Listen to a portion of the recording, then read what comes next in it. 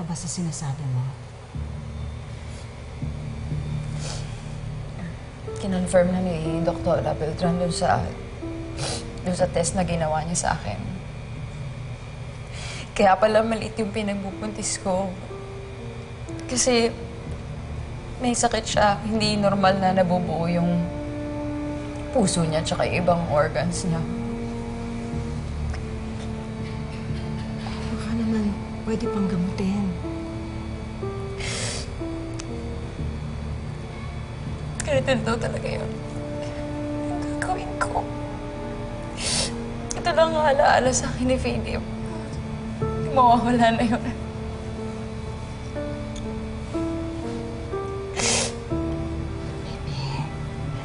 Huwag ka nang umiyak. Lalo makakasama sa bata. Nandito ako.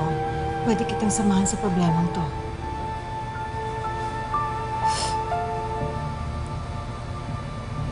Gagawin mo yun? Kung papayag ka. Kung magkakapatawaran na tayo. At kalimutan na natin ang lahat ng nangyari noon.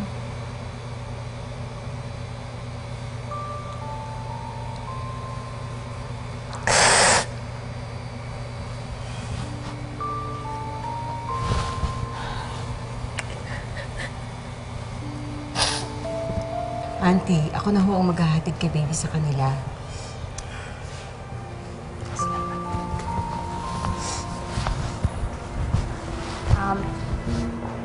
Ma'am? Oh. Ma'am? May bisita po kayo, si Ronald Santos. Oh. Anong ginagawa mo dito? Huwag kang mag-alala. Hindi ikaw ang dinadalaw ko. Hinahanap ko ang apo ko dahil kanina pa umalis, hindi pa dumarating sa bahay. Sisigawan, ha? Ako na ho ang maghahatid sa kanya.